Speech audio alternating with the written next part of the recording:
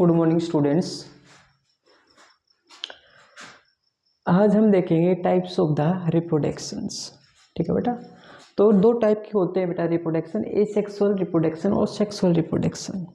हम इनकी डेफिनेशन के बारे में पढ़ेंगे, हम इनके डिफरेंस के बारे में पढ़ेंगे। ठीक है। तो एसेक्सुअल रिप्रोडक्शन क्या होता है बेटा? ए का मतलब होता है अब्सेंट होना। तो यहाँ पर क्या होता है, सेक्स ऑर्गन है, पहला डिफरेंस ही है। अब यहाँ पर सेक्स ऑर्गन है बेटा, वो क्या होते हैं, सेक्स ऑर्गन यहाँ पर अब्सेंट होते हैं। ठीक है। उसमें मेल और फीमेल नहीं होता है, उसमें सेक्सुअल रिप्रोडक्शन के अंदर है ना, मेल और फीमेल जैसे कोई पेरेंट नहीं होते हैं, इसलिए यहाँ पर सेक्स ऑर्गन क्या होते हैं, अब्सेंट होते हैं बेटा। सेक्सुअल रिप्रोडक्शन क्या होता है, यहाँ पर सेक्स ऑर्गन क्या होते हैं बेटा, सेक्स ऑर्गन यहाँ पर क्या होते हैं, प्रेजेंट होते हैं। ठीक है। अब देखो यहाँ पर सेक्स ऑर्गन अब्सेंट होंगे, है ना, और मेल और फीमेल पेरेंट जैसी कोई चीज़ होती ही नहीं है ना, तो इसलिए इसको क्या बोलते हैं, यूनिपेरेंटल रिप्रोडक्शन। यूनिपेरेंटल रिप्रोडक्शन बोलते हैं, क्योंकि इसमें एक ही ऑर्गेनिज्म क्या करता है, इन्वॉल्व होता है। बट यहाँ पर सेक्सुअल रिप्रोडक्शन के अंदर क्या होते हैं, दो पेरेंट इन्वॉल्व होते हैं, इसलिए इसको क्या बोलते हैं, बाई पेरेंटल रिप्रोडक्शन बोलते हैं बेटा, रिप्रोडक्शन बोलते हैं। ठीक है, समझ में आई। अब यूनिपेरेंटल मतलब एक ही पेरेंट इन्वॉल्व होगा, है ना, उसमें भी सेक्स डिफाइन नहीं है कि मेल होगा फीमेल होगा।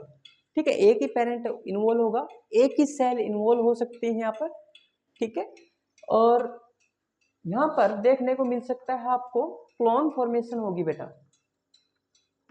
क्लोन फॉर्मेशन होती है ना।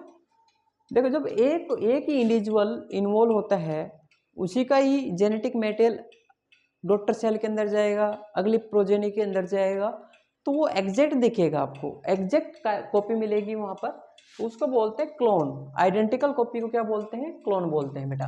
यहाँ पर आइडेंटिकल कॉपी नहीं मिलेगी, does not form identical copy, identical copy नहीं मिलेगी, does not form identical copy, मतलब यहाँ पर क्लोन नहीं मिलेगा। ठीक है बेटा, क्लोन नहीं मिलेगा यहाँ पर। ठीक है। फिर बात करते हैं, यहाँ पर एक ही पेरेंट इन्वॉल्व हो सकता है, यूनिपेरेंटल रिप्रोडक्शन होता है। अब बात करते हैं कि जब एक ही पेरेंट इन्वॉल्व हो रहा है और क्लोन बन रहा है, क्लोन तब बनेगा जब वेरिएशन नहीं आएगी।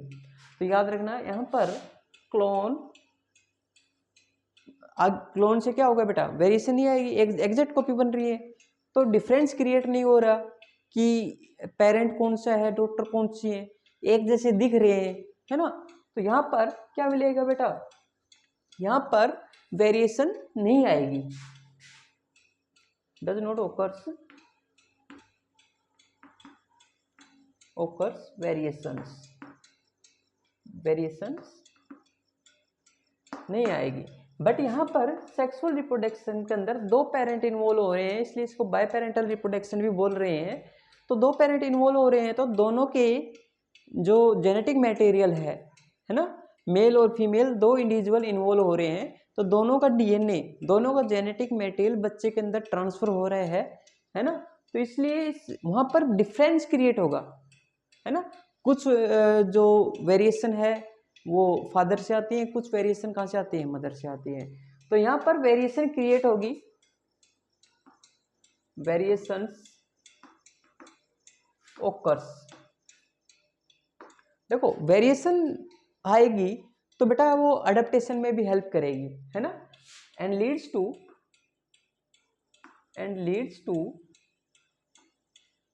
Help in adaptation